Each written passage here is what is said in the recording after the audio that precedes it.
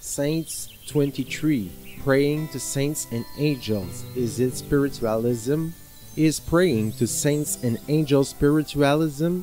That means necromancy, something that the Bible forbids from the Old Testament times, when it states, "You will not allow those who invoke the dead to subsist among the people." Why I'm asking this question? Because we touch here one of the main arguments of Protestants, in particular to criticize Catholics and Orthodox, therefore the churches founded by the apostles, from the fact that they prayed that they confide into the saints and the angels. Obviously, if they say this, it's to defend something much more fundamental in the Protestant faith, namely that there is only one mediator, that is Christ, and that no one else could be mediator with him. To this objection, of course, it is easy to answer, if only by the text of St. James chapter 5 verse 16, when St. James says to those on earth, "Pray for one another that you may be healed, for the fervent supplication of the righteous has much power." So it shows that we can intercede for each other, we can be mediators for each other, we may all act as priests. As the book of Revelation says, He made us for our God a kingdom that is to say kings who reign over the heart of God, of love, not of power, and on the other hand, priests, therefore intercessors. How to respond to the Protestant objection? It's very simple. The only mediator, who is Christ, who is the true God made man, the first issue he does is his very nature as an eternal word. This is that those who love him, who humble themselves before him, he raises them up.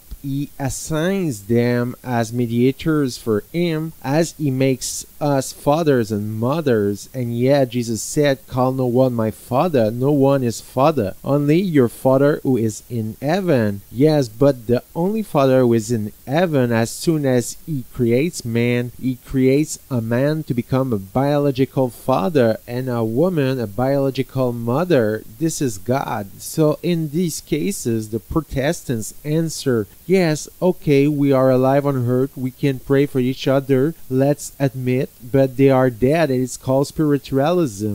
So, I would like to distinguish very precisely between spiritualism and necromancy on the one hand, and on the other side, the prayer addressed to angels and saints. Spiritualism is an evocation, evocation.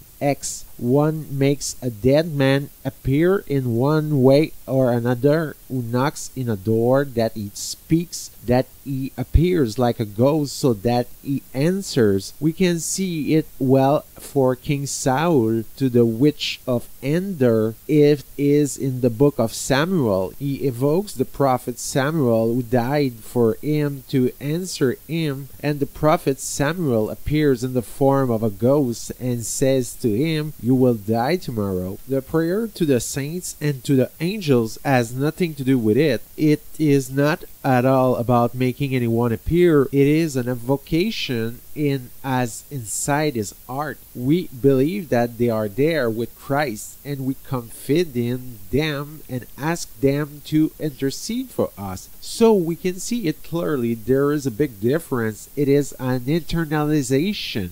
Protestants respond, so in general, yes, but in scripture we never see a saint or an angel intervening for someone. Find me a text where someone from the New Testament would pray to a saint or an angel, and sometimes they go so far as to say the dead sleep, they cannot act, they are waiting for the end of the world and the resurrection to be able to act. In scripture, the Lord himself several times involves saints in heaven who are not yet resurrected, and angels also come to help him. Here are the texts. The first tells of the transfiguration of Jesus on Mount Tabor in the presence of Peter, James, and John. He appears luminous, and all of a sudden appeared to him. Elijah and Moses, they all were talking to him, and it's so concrete, so real, that the astonished apostles say, "Lord, stay there, we are going to pitch 3 tents, and that way you can rest." In fact,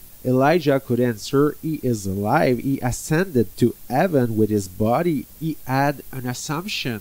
But Moses, he not only died, but he did not enter the promised land. So he went through the purification, and it is there. He is alive with the Lord. He converses with him. Then one could answer, yes, but the Lord does not ask them to help him.